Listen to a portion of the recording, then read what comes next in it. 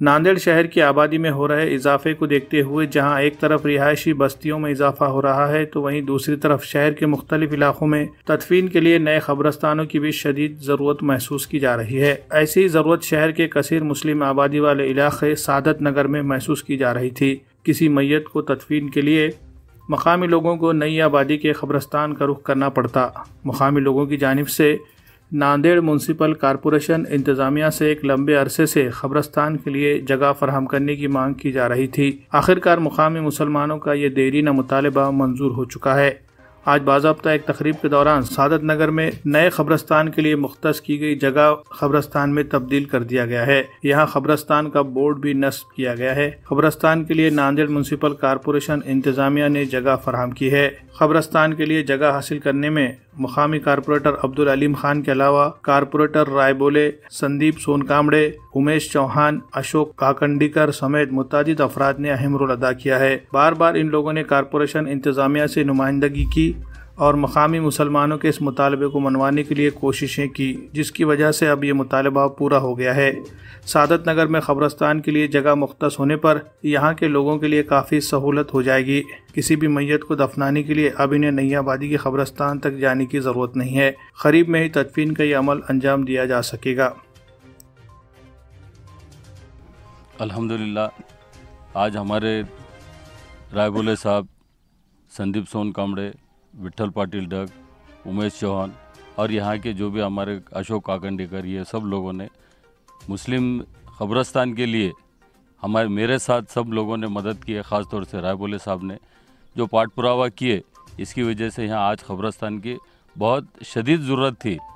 अल्लाह के करम से हमारे नेता अशोक राव चौहान साहब, डीपी सावंत साहब, ये लोगों की मेहरबानी से यहाँ पर कब्रस्तान की जगह मिल गई।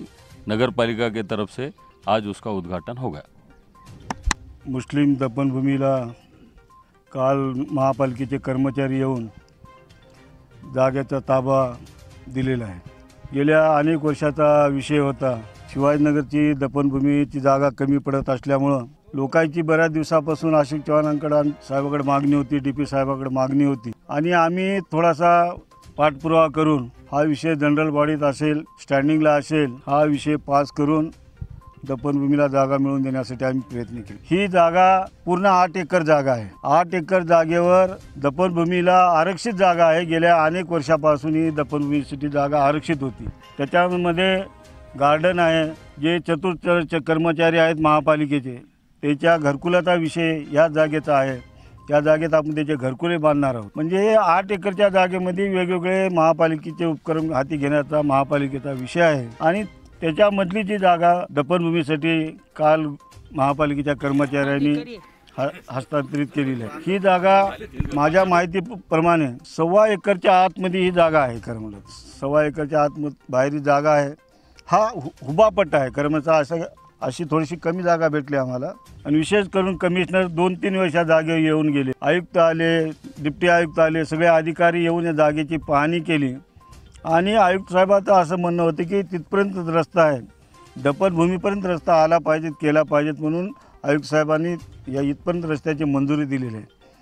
माझ्या लोकांना एकच सांगणं असेल, हा श्रावस्ती नगर गेल्या 20-25 वर्षापासून या नगरात आम्ही नेतृत्व करतो।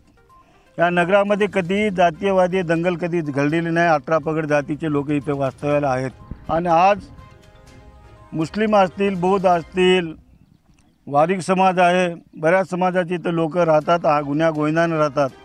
त्याच पद्धतीनं मी सगळ्या लोकांना आवाहन करतो की ही जागा दफनभूमीला दिलेली आहे, आपण सगळ्यांनी सहकार्य करावं आणि विकासाच्या बाबतीत तुम्हाला काही अडचणी असतील तर सदैव आम्ही 4ही नगरसेवक तुमच्या सोबत आहोत, अशी आमची भूमिका राहील।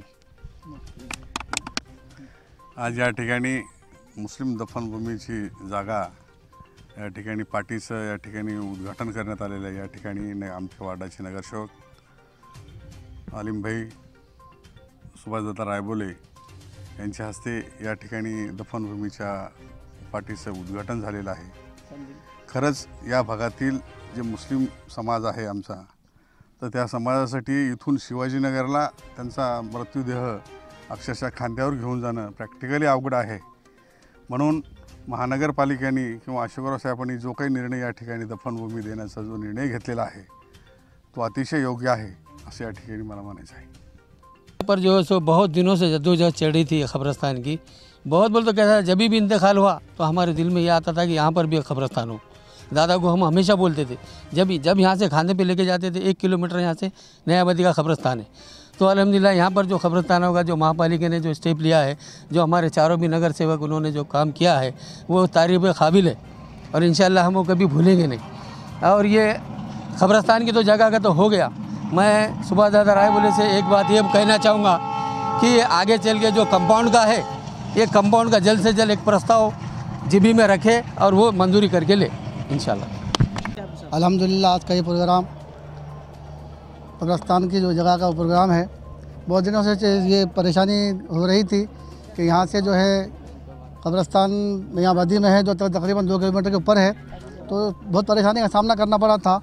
इसके पीछे जो है बहुत लगे हुए हैं और काम करके दिए हैं. जिन नगर सेवक ने भी काम किया है उनका हम बहुत तहे दिल से शुक्रिया अदा करते हैं. और जो भी है यहाँ कार्यक्रम में आए हैं हमारे नगर सेवक सुभाष रायबोले साहब, अलीम भाई और विट्ठल पाटिल और हमारे संदीप साहब, ये जो भी नगर सेवक हमारे आए हुए हैं इनका हम तहे दिल से शुक्रिया अदा करते हुए इस कार्यक्रम का खत्म.